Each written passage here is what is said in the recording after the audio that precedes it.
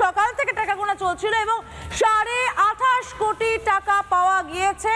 বীরভূমের police super জানাচ্ছেন এই কথা। 15 কেজি সোনা।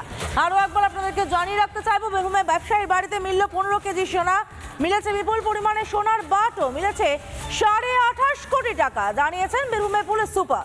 পাথর ব্যবসায়ীর বাড়িতে টাকার পাহাড়, মিনার মণ্ডল তার বাড়িতে টাকা সোনা উদ্ধার।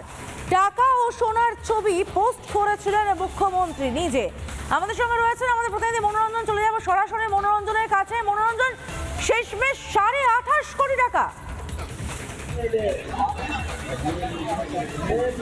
হ্যাঁ দেখো, জেলা পুলিশ সুপার বিনীত রাজ বুন্দেশ তিনি জানিয়েছেন যে মিনা মণ্ডলের বাড়ি থেকে কিন্তু 28.5 কোটি টাকা উদ্ধার হয়েছে 15 কেজি সোনা, যেটা কিছুক্ষণ আগেই কিন্তু আমরা বলছিলাম যে টাকা গোনার কাজ শেষ হয়েছে।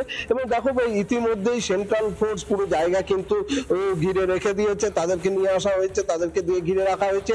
এখন শুধু সময়ের অপেক্ষা যে ওই টাকার যে ট্রাঙ্ক ভর্তি টাকা, সেই ট্রাঙ্কগুলিকে বের করা হবে, 15 কেজি সোনাকে নিয়ে আসা হবে এবং সেগুলিকে তাদের রাখা হবে। তার জন্য ইতিমধ্যে গাড়ির বন্দোবস্তও চলছে এবং যেটা জানা যাচ্ছে যে সিজার লিস্ট তৈরি হয়ে গিয়েছে, আর সময়ের অপেক্ষা। কিছুক্ষণ আগেই জেলা পুলিশ সুপার তিনি এই সাংবাদিক বৈঠক করেছেন এবং তিনি এই পাথর ব্যবসায়ী টুলু মণ্ডলের নামও কিন্তু করেছেন। স্বাভাবিকভাবেই এই যে পাথর ব্যবসার সাথে যুক্ত এই মিনার মণ্ডল, যার বাড়িতে এখন পর্যন্ত পুলিশ রয়েছে, তার বাড়ি থেকে 28.5 কোটি টাকা উদ্ধার হয়েছে এবং 15 কেজি সোনা উদ্ধার হয়েছে। এত টাকা এত সোনা এই বাড়িটির মধ্যে রাখা ছিল, যেটা কিন্তু বারবার এলাকাবাসীও বলছিলেন তারা বিশ্বাসই করতে পারছেন না যে এই সাধারণ একটা বাড়ি, সেই বাড়ি থেকে এই পরিমাণ বিপুল পরিমাণ টাকা সোনা উদ্ধার হচ্ছে। এবং তবে বলে রাখি যে ইতিমধ্যেই কিন্তু টাকা গোনার মেশিন বের করে নিয়ে যাওয়া হয়েছে। যে স্বর্ণকারকে ডাকা হয়েছিল, সোনা চিহ্নিত করছিলেন, সোনা ওজন করছিলেন, তিনি বেরিয়ে গেছেন এবং তিনি যাবার সময় জানিয়ে গিয়েছেন যে সোনার বাট ছিল, পরপর সোনার বাট, সেই সোনার বাট কিন্তু ওজন করা হয়েছে এবং তাতে 15 কেজি সোনা মিলেছে, যার দামও একটা বিপুল অঙ্ক। স্বাভাবিকভাবে প্রশ্ন উঠছে যে পেশায় এই মিনার মণ্ডল ছিলেন একসময় সরকারি বাসের চালক, তারপর তিনি স্বেচ্ছা অবসর নেন এবং তারপর তিনি পাথর ব্যবসার সাথে যুক্ত হন এবং তার বাড়িটা কি টাকা রাখার একটা জায়গা হয়ে উঠেছিল এবং এর সাথে কারা কারা জড়িত, সিন্ডিকেটে কে কে রয়েছে, এখন সেটাই পুলিশ তদন্ত করবে। জেলা পুলিশ সুপার জানিয়েছেন যে তদন্ত প্রক্রিয়া কিন্তু চলছে, এখন শুধু সময়ের অপেক্ষা কখন এই বাড়ি থেকে সেই টাকার পাহাড় উদ্ধার হয়েছে, যে সোনার পাহাড় উদ্ধার হয়েছে, 15 কেজি সোনা উদ্ধার হয়েছে, যেটা সাধারণত ভাবাই যায় না। সেই 15 কেজি সোনা উদ্ধার হয়েছে, তা কখন বের করে নিয়ে আসা হবে, আর কতটা সময় লাগবে, কারণ এখন বাজে রাত্রি 11টা।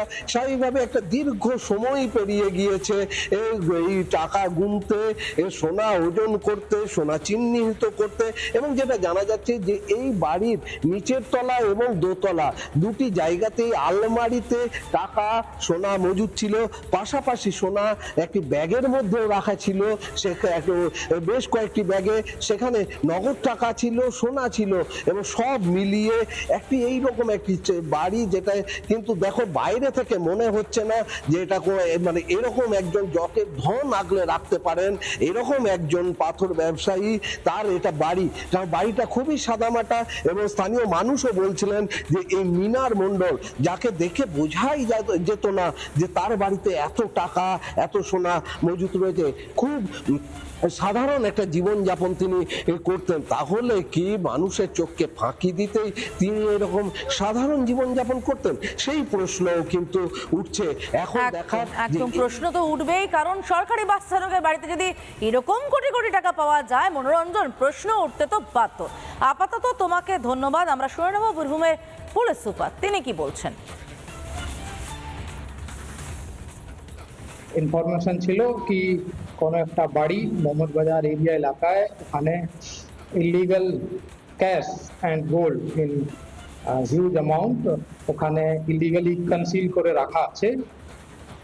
অ্যান্ড যে গোল্ড অ্যান্ড ক্যাশ আছে সেটা একটা সিন্ডিকেট অর্গানাইজ গ্রুপ, যে গ্রুপকে একটা লোক যার নাম মোহাম্মদ নজিবুদ্দিন আলিয়াস টুল্লু মন্ডল, মোহাম্মদ বাজার এরিয়া, ওনার সিন্ডিকেটেড ক্রিমিনাল অ্যাক্টিভিটি গ্রুপের লোকের কাছে রাখা আছে। পুলিশ সে ইনফরমেশনকে ওয়ার্কআউট করার পরে ওখানে আজকে আর্লি মর্নিং এ সার্চ অপারেশন চালানো হয় বিএনএস অ্যান্ড বিএনএসএস এর প্রভিশন অনুযায়ী আন্ডার ভিডিওগ্রাফি। মর্নিং থেকে সার্চ অপারেশন এখন কন্টিনিউ চলছে। এখন অবধি যে ওখানে পাওয়া গেছে প্রায় 28.5 কোটি ক্যাশ অ্যান্ড 15 কেজি গোল্ড বার, এটা ওখান থেকে রিকভারি হয়েছে। লিগ্যাল ফর্মালিটিসগুলো চলছে ওখানে। এরপরে ওখানে আমরা সঠিক সেকশনে এফআইআর করে তদন্ত শুরু করছি। যেহেতু প্রসিডিংস চলছে ওখানে অ্যারেস্ট भी হবে লোক, যেহেতু প্রসিডিংস আর কন্টিনিউইং, তো অ্যারেস্ট হবে ওখানে।